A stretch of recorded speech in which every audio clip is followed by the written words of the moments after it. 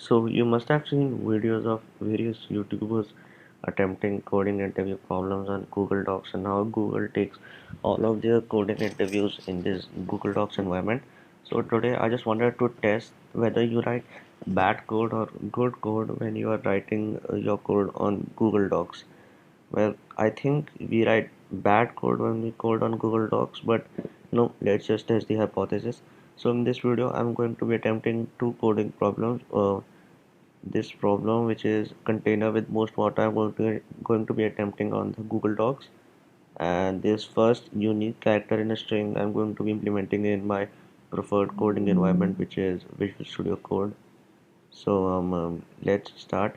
So first we'll just go through this problem. So what this problem says is they have given us two bars or two these lines of containers, and we have to find which container can hold the most water.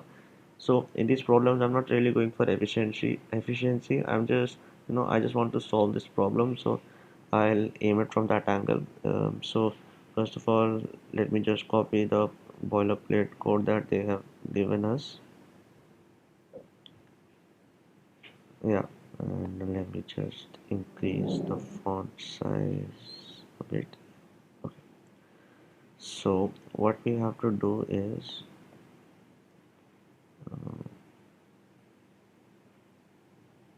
yeah, okay. Yeah, so one way we can solve this is we can just loop over each container, and we can calculate the water it can hold by the area, which is length into breadth, but we have to take the height of the shorter bar. So this will be the input, which I think refers to the heights. So first of all, let's just loop over these.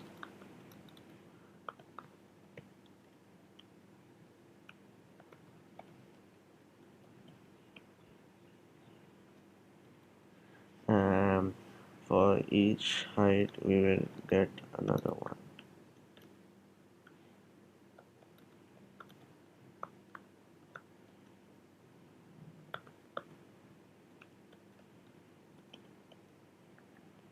Great. So first I'll just declare uh,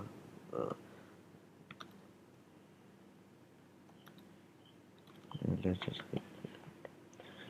then what we'll do is we'll get the left, which will be height at I,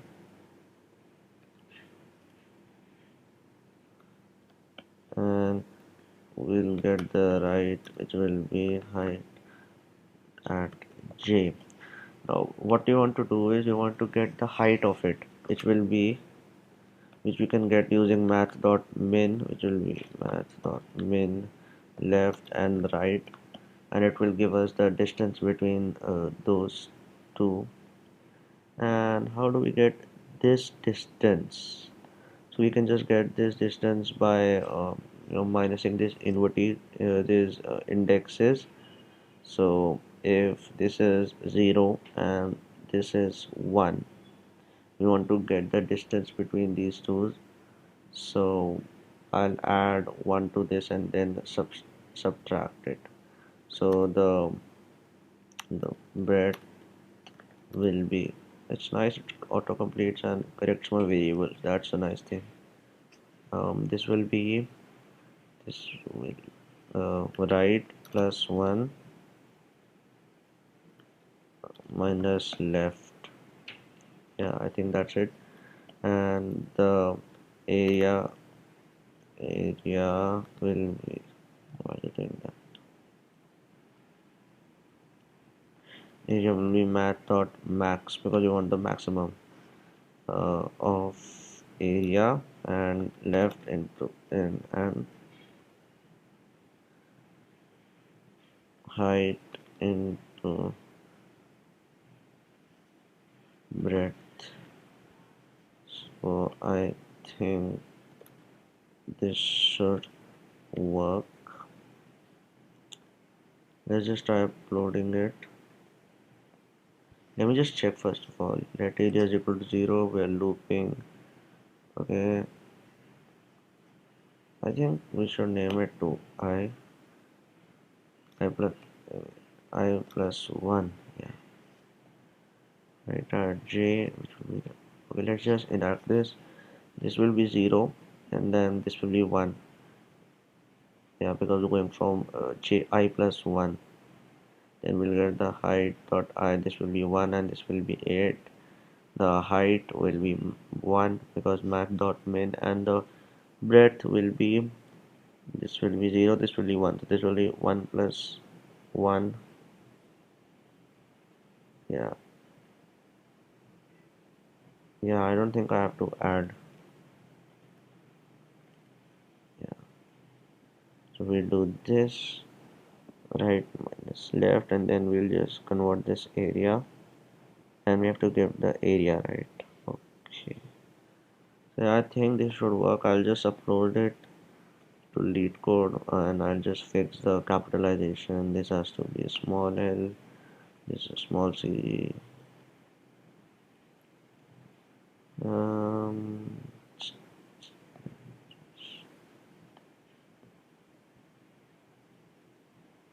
um, yeah, let's just see if it works.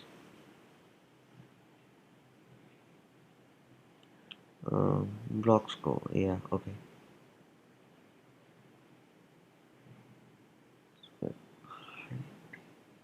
But we have height, so why can't we use it?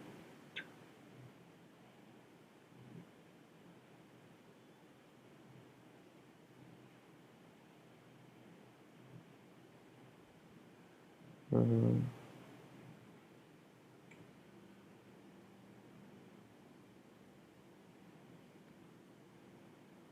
oh, I just give it a edge.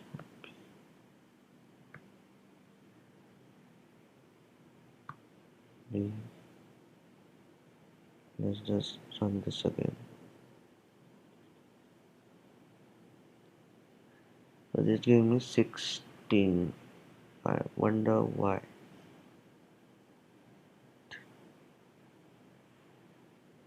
Mhm. Let's just log these values out.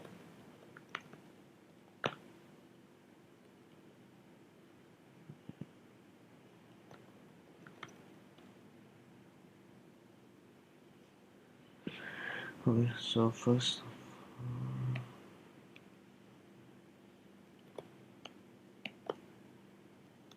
let me just,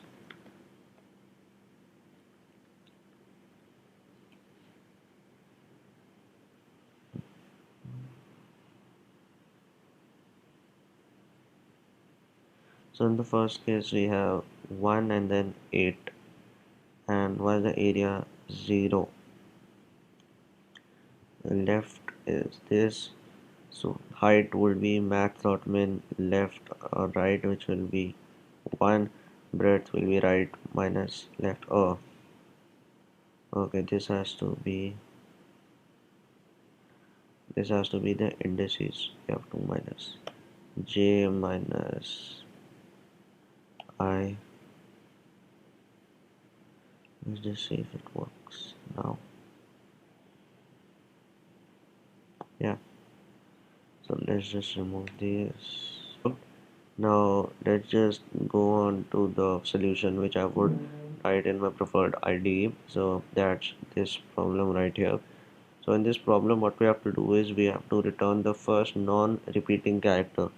So it has to be non-repeating throughout the string. For example, we can't just output E here. Ignore this L because E is repeating here and here.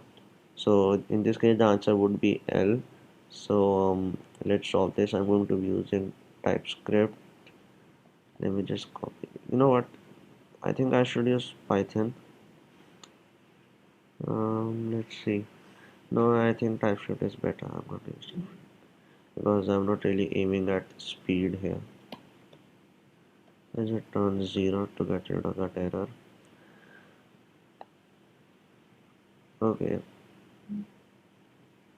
So the first thing we can do is we have to loop over each character. So for currently we are here,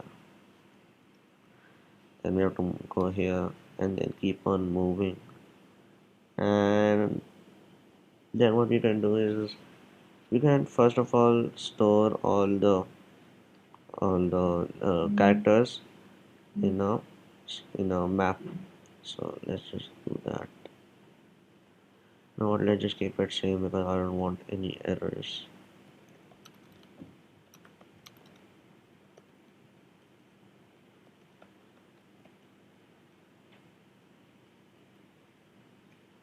And the char would be s dot char at I. Let's just declare a map, and what's the value if there's not anything in the map?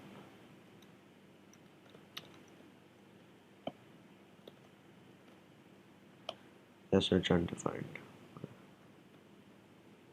So we can do is we can say if map at char equal to undefined. So we can just initialize a variable with 1 because it already has one occurrence, and otherwise we can just increment it. So now we have our map which would look something like this. This S1. Let's just assume our string is string. It would look something like this because all the values would have appeared once. But we want to return S because S is the first value which has 1. So we can try using object dot keys map.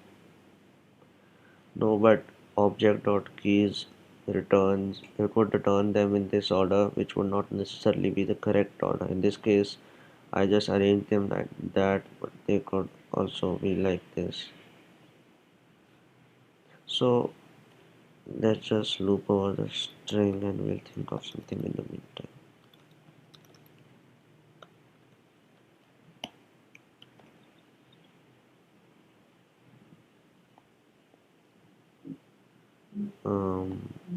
Okay, so one thing we can do is we can first of all let's just get the character. What we can do is we can just check. Oh, okay, yeah. If map.char is equal to 1, so we are going here from left to right. So if the first character with the number 1, which means it's unique throughout the string, we can just we don't need the index 7. So we can just return the index, and here we can just return -1.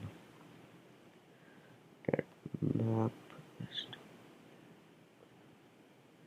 I think this should work. Let's just test it. Oh yeah, let me just call the function first non,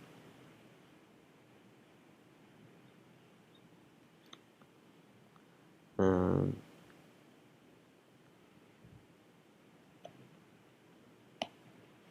it should output 0 because L is the first character. It's of index 0. Yeah, that's nice. Let's just try it on some other case.